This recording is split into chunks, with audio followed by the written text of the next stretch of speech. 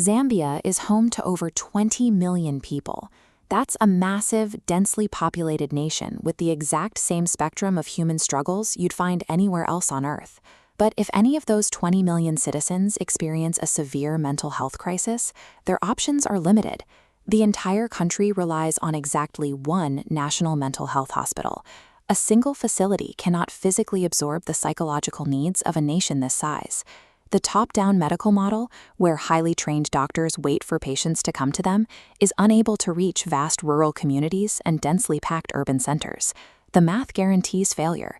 It's a structural bottleneck that requires an alternative to the way we think about delivering care.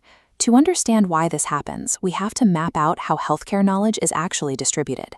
Imagine a grid tracking two sets of variables, structured versus unstructured, and known versus unknown. Traditional academia and government health boards operate almost exclusively in the top left quadrant. This is a highly structured, known environment. It's where you find rigid syllabuses, multi-year university degrees, and controlled clinical settings. But human crises, substance use disorder, community trauma, severe poverty, occur down in the bottom right quadrant. This environment is unstructured and deeply unknown. Traditional doctors operating from the top left rarely have the street-level cultural context to navigate these chaotic environments.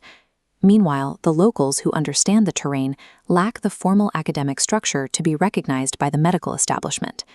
This disconnect creates a massive void in care.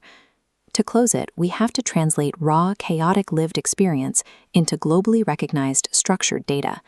This is the purpose of the Master Coach model. The strategy actively recruits local individuals who have already survived the fire of addiction and deep personal trauma. To gain the trust of governments and medical boards, their lived experiences are transformed into structured data. To do that, the program maps this street-level knowledge against ISO 17024, an internationally recognized European accreditation framework. This certification requires over 1,700 logged hours of practical work, spanning active listening, the neuroscience of addiction, and mapping local recovery capital. Structuring this knowledge provides a rigorous framework for applying lived experience within an academic context. By equipping locals with these skills, the point of care shifts away from isolated psychiatrists. It moves directly into the hands of the people already interacting with the community every single day. You start to see nurses, clinic security guards, and peer specialists using advanced conversation skills and active listening to facilitate mental wellness right on the front lines. This bottom-up approach creates a self-sustaining culture of resilience. In the Zambian mining sector, embedded coaches work directly with the labor force to manage psychological stress, which improves safety and overall productivity. Instead of 20 million people trying to access a single hospital, the community is empowered to assess and treat its own baseline mental health needs in real time. True healthcare scalability cannot be achieved by continually importing external authority. It requires arming local networks with the exact tools they need to heal themselves. To understand the economic advantage of this approach, we can look at the Big Mac Index, a metric used to compare the real-world purchasing power between different countries based on the cost of a hamburger.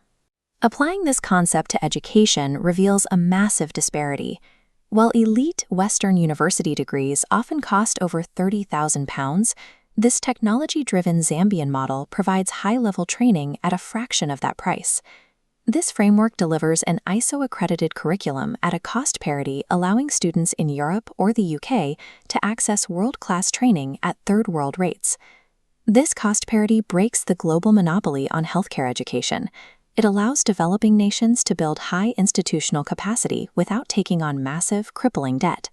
Historically, there has been a systemic bias, an assumption that high-quality medical care can only originate from elite, white-coat institutions in the West.